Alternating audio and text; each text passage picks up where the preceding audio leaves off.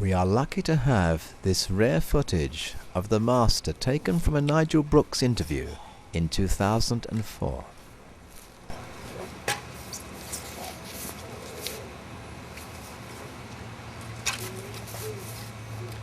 Oh, come on in, chaps. I thought we'd do this in the garden. It's much too nice to be in the dojo, don't you agree? Come on this way.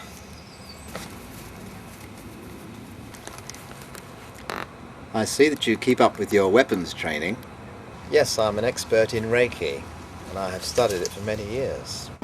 Well, Master, I suppose the first thing I should ask you is, who have been your major influence in the martial arts? In recent years, that would be Gwyn Jones, the Welsh wizard in Aikido. Going back a bit, I would have to say Jeff Gleason, a very intellectual martial artist. And then, of course, my coach, Jerry Hicks, who was a true master in the very real sense of the word. He, in fact, taught me brushstrokes. Before you go, you must see my window.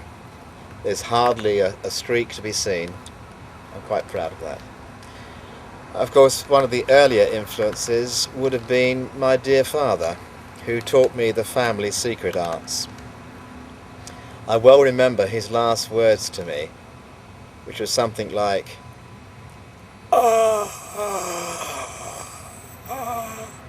which I interpreted as being, never disclose all of the family arts. On the other hand, it might have been to go stumm and not admit anything. But that's my early recollection. Of course, the most important influence on me, undoubtedly, would have been Attila the Hun.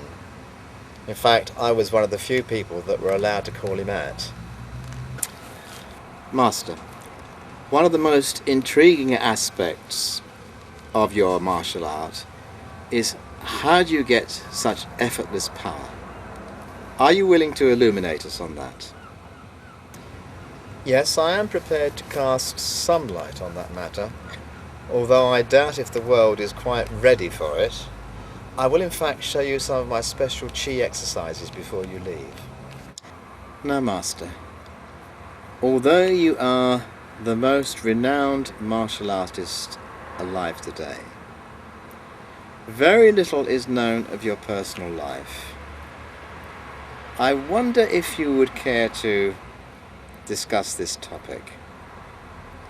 I know, for example, that your name has been linked with a very important person indeed.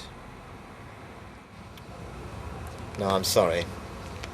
I am simply not prepared to discuss my relationship with Her Majesty the Queen.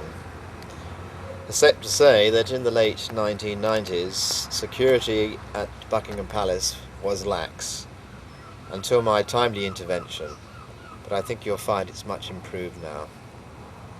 But that's all I'm going to say on the matter. I appreciate that you are subject to certain protocol, and Master, I do hope that I haven't caused you any offence. Master, besides being a martial artist, an inventor, a family man, you're also a very spiritual man. In fact, you are a spiritual leader. Would you like to discuss that topic with us? Now, some people may think it rather strange that a martial artist as myself should be so spiritual. But there's many precedents for this. You've only got to look back, shall we say, to Mori Yushiba, who was a very spiritual man. It also helps if you're a schizophrenic, when you think about it. If you're schizophrenic, you can attack from the front and from the rear at the same time.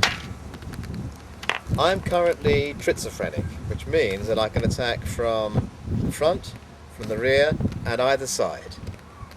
I'm actually working on being quadraphonic, which means I should be able to attack from the left side, sorry, that's the left side, the right side, the back, and the front, all at once. And I think at that stage I will have reached my full potential as a martial artist. But to go back to your question about my spirituality, I suppose this happened a few years ago. I was walking in the woods not far from my home here at Merton Lodge in Torquay, and there was a sudden storm. A bolt of lightning struck. And believe me, if I had been in painter at the time instead of Torquay, I would have been struck stone dead. And that made me see the light. Tai Chi, Aikido, Dando are all soft internal arts, and therefore you need to be physically strong so you can do ordinary things, because while you're doing your art you shouldn't be using strength, you should be using chi and ki energy. So I'm going to give you an example of a strength exercise and an example of a chi exercise. So first of all, the strength exercise. Alright, so I do 2 sets of 25 straight after each other. Allow me to do it. 9,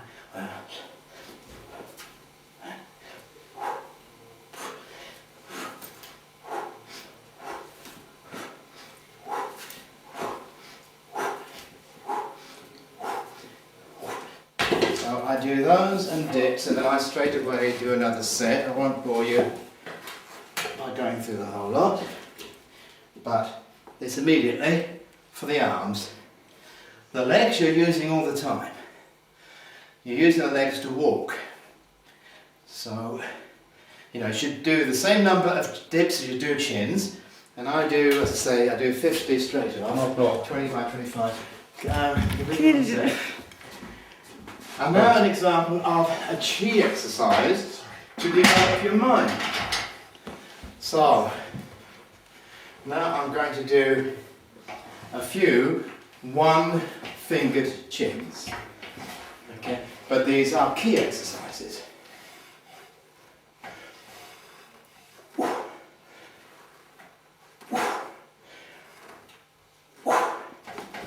Okay. Now, when it comes to walking, you should, when you're on the mat, be ever so light and relaxed, so you can hardly feel any effort. When you're going uphill, no effort. So occasionally you will need to bend your legs and walk like this. So you can walk like this with a shopping bag. When you're going there, when you're coming out of Sainsbury's, walk like this. But when you're walking around Sainsbury's, walk like this. Really light, nice and light, nice and easy. Follow around and go back here. Ha ha